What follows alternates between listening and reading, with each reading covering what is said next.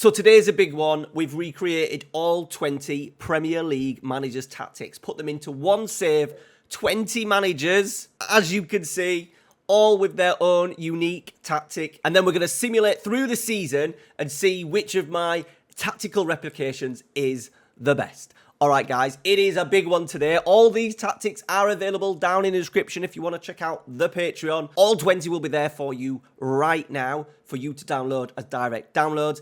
Everyone else, a lot of these tactics have already been used on the channel over the last couple of years with a couple of little tweaks. So to make sure you check out the tactic links down in the description. Right, so the first thing I had to do was create 20 managers, the same manager, same attributes, literally replicated it 20 times. We've then used the in-game editor to become unsackable. So with that, then the tactic, as long as when we do go on holiday, if we go here, look, go on holiday, I will be clicking that. Use current match tactics, and then we're going to return at some point in June. But I thought I would go through very quickly all the tactics. So, very quickly, so we've got Arteta's 4-2-3-1. It works as a little bit of a 4-4-2 without the ball, with obviously Havertz playing up there. We then move to Emery's narrow 4-4-2 with that sort of like offset striker with maybe Diaby or a Leon Bailey playing up alongside Watkins. We've then got the Iraola tactic that I did when he first became manager of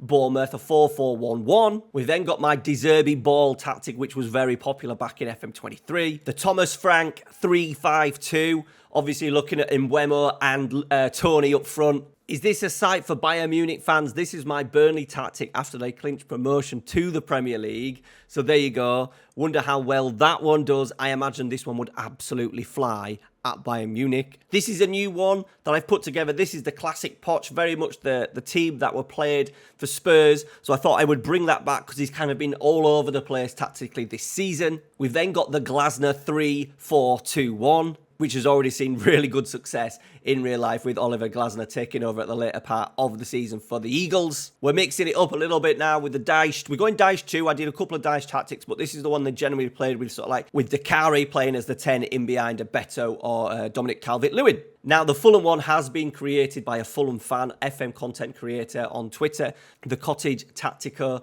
Link down in the description to his Twitter, so thank you very much for that. Very much. He's put late 2024, a 4-2-3-1 kind of offset tactic. We've now got a Jurgen Klopp 24 with the Trent inverted wingback. I haven't actually ever released that one. Moving on to Luton, we've got that 3-4-2-1 that they've unfortunately suffered relegation, and I imagine they'll be pretty close to it again with the player instructions, team instructions that I've got for this one. I think my first tactic on the channel for FM24 was this one, a very classic play like Pep. Manchester United, I've called this one the chaos of Ten Hag. It's very much what he was kind of doing in those cup games where it was end-to-end, and I've tried to recreate it the best I can. I'm not imagining this one doing very well, but it will be available for the Patreons. Newcastle, we've gone with a very classic 4-3-3, and I do expect this one to be actually pretty good in the match engine. I did this one for FM23, couple of little tweaks. But I am imagining this one to work extremely well with the squad Newcastle have available. We've then got a Nuno one, a 4-4 or a 4-2-3-1 or a 4-2-2-1-1 with obviously Morgan Gibbs-White in that number 10 role. Now, moving on to Sheffield United, I didn't want to do this year's 3-5-2 because I thought that would be a little bit unfair. So we've gone for my classic Wilder. This was more of the tactic that he had with them the last time we were in the Premier League and did really well. So we'll see how that one performs. Spurs, one of my first tactics on the channel for FM24 as well. Two inverted wing backs. We've got two wide players cutting in, pressing forward. I've quickly put together a David Moyes low block, absolutely smelling the place out. Thank God. I was going to put the Lopetegui tactic in, but I thought that was a little bit unfair. So we've created a Moyes low block. Remember, that will be available for you Patreons. It might do well. You never know. And lastly, my Gary O'Neill tactic. There you go. GN Wolves. A 3-4-2-1.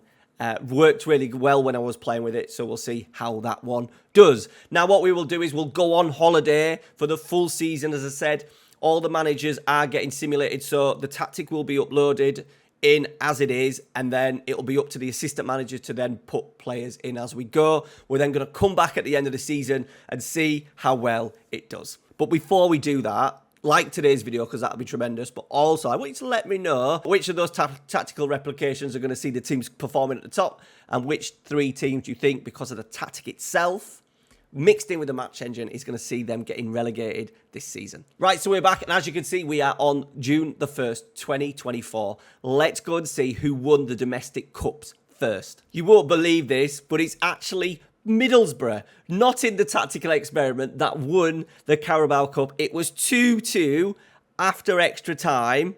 And it was, in the end, it was Akanji's missed penalty that gave Middlesbrough a 7-8 win on penalties. Man City, to be fair, did dominate the game. 29 shots, an XG of 3.90 compared to Middlesbrough's 1.05. So maybe a little bit unfortunate that Manchester City didn't pick up a trophy. However, in the FA Cup, it was Liverpool beating Aston Villa 2-1. Luis Diaz cutting in off that left wing and firing home. Aston Villa, though, did find themselves level with a high press, Thiago dawdling on the ball, Kamara nipping in and Zaniolo firing in from 20 yards. However, it was my FM23 player, Darwin Núñez. Lovely ball by McAllister just to square it across, and Darwin Núñez was the winner for Liverpool. There you go, quite a well-deserved win for Liverpool there, not anything at all for Aston Villa. And only one on target, which was the goal. So does that mean that Aston Villa are going to underperform in the Premier League? Let's go and find out.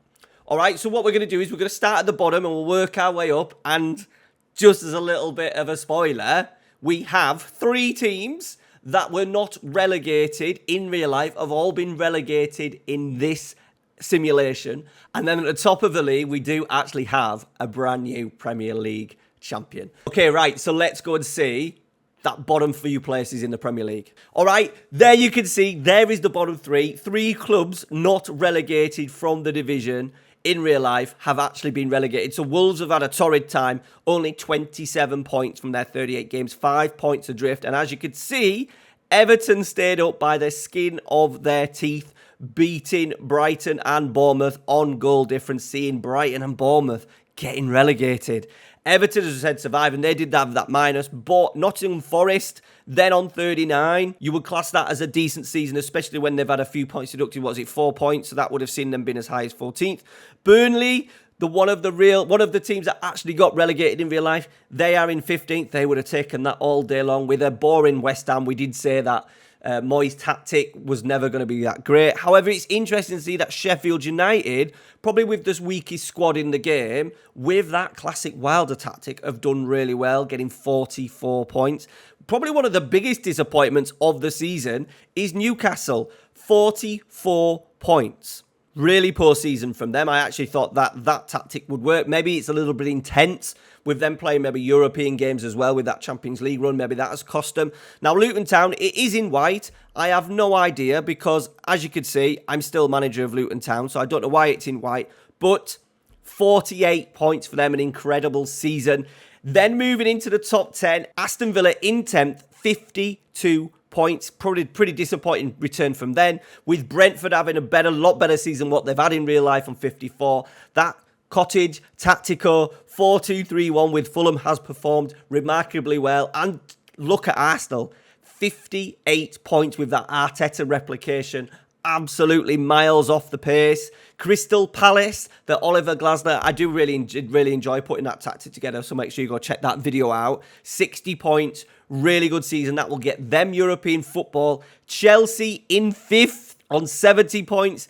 Just missing out on Champions League football because of Manchester United's better goal difference. Liverpool on 75, Man City on 85, and winning the league by a point, Tottenham Hotspur. And there it is. There is the Ange Ball tactic. Now, it is available as a video. I will leave it in the description below so you can watch it. As I said, patrons, you will get that tactic. Really surprised that they've managed to win the division. Now, Tottenham Hotspur made sure 5-2 win over Sheffield United to make sure they won the league. Wolves were already down but got beat 3-0. Arsenal beat Everton 2-0. Bournemouth lost 3-0 at Chelsea. And Brighton, probably the biggest surprise, losing 3-1 against Manchester United. So all 4 bottom teams losing there at the end of the season. Let's go and see some of the player stats. So let's have a look at some of the team stats. There you can see Brighton, 58% possession with that De Zerbi ball tactic, but still managed to get themselves relegated. Tottenham there's a lot of teams on high 50s, Chelsea and above.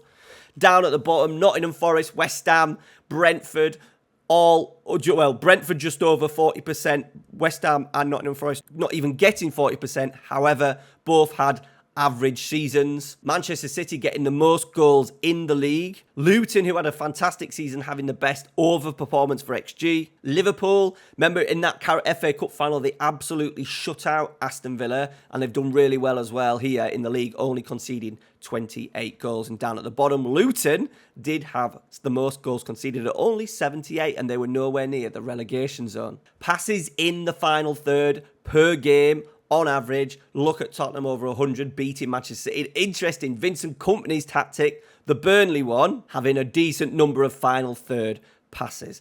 And then into the player stats, who thrived in their tactic. Really good season from Adebayo.